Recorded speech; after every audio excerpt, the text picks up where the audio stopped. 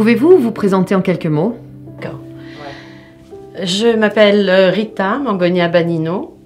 Je vis dans ce magnifique pays depuis toujours, puisque je suis petite fille d'immigrés siciliens.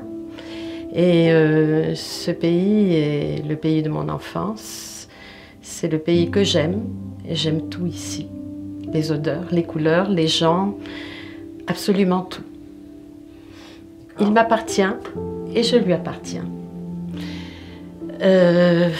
J'ai reçu un enseignement, en fait, mes deux parents nous ont transmis quelque chose de merveilleux, apprendre à être à l'écoute de son prochain, aimer les autres. Et j'ai grandi dans cet état d'esprit et j'aime la vie, j'aime les autres et j'aime les aider à vivre.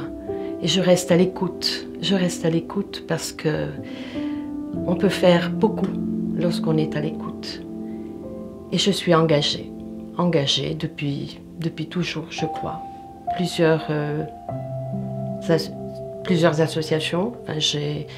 J'ai adhéré très tôt à la vie associative, mais bien avant, j'étais déjà engagée parce que je dois aider les autres. Et c'est quelque chose de merveilleux.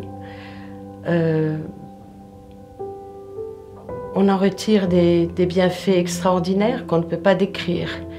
Et tendre la main à quelqu'un qui souffre et l'aider à sourire, c'est la plus belle des choses que l'on puisse connaître dans la vie.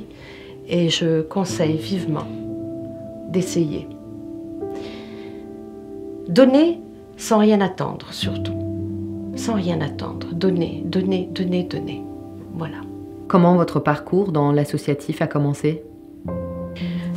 Encouragée par un grand ami, Antoine Valenza, à qui je rends hommage, m'a convaincue à adhérer à l'UFE, Tunis. Mon petit dernier fréquentait le jardin d'enfants et j'ai pu donc ainsi commencer à m'impliquer pour participer à des tâches pour le jardin d'enfants. Et puis petit à petit, ça a bifurqué vers ce qui est sans doute ma fibre authentique.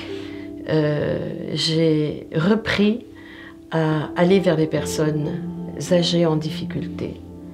Et en fait, c'est peut-être ma mission sur Terre, parce que je dois dire en toute objectivité que je ne fais pas d'efforts. C'est quelque chose qui me plaît, qui vient spontanément.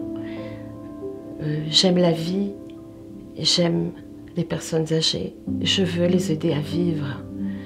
Et c'est un engagement qui a toujours été en moi, que j'ai reçu probablement de mes parents, qui eux vivaient déjà comme ça. Et voilà, donc je vis avec. C'est un grand bonheur pour moi de pouvoir tendre la main toutes les fois où c'est nécessaire. Et je rayonne.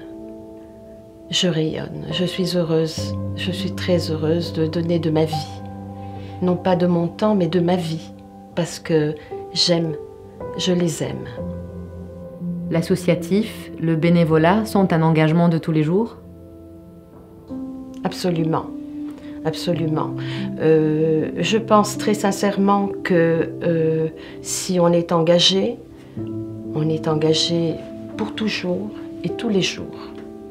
Peu importe le temps que l'on puisse consacrer à la vie associative, c'est ce qu'il y a au fond de soi. Et ce type d'engagement est quelque chose qui vous accompagne au quotidien. Et donc, oui, engagé toujours. On dit toujours que dans le milieu associatif, à la fin, on se retrouve seul à tout faire. Est-ce vrai? Est-ce un travail d'équipe? C'est un travail d'équipe, bien évidemment, parce qu'on ne peut pas vraiment tout faire tout seul. Mais lorsqu'on est engagé, on est tout seul parce qu'on est engagé avec son cœur. On ne peut pas engager le cœur des autres. Le bénévolat est-il un épanouissement?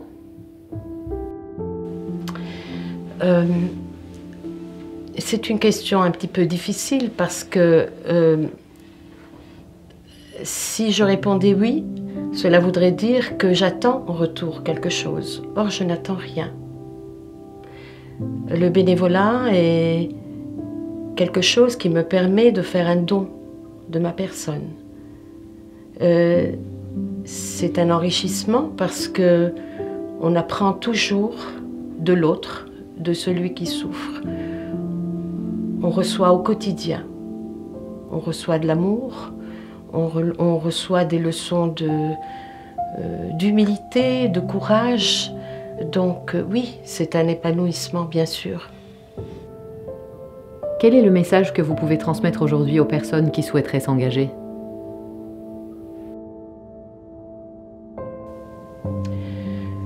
Mettez votre cœur en avant.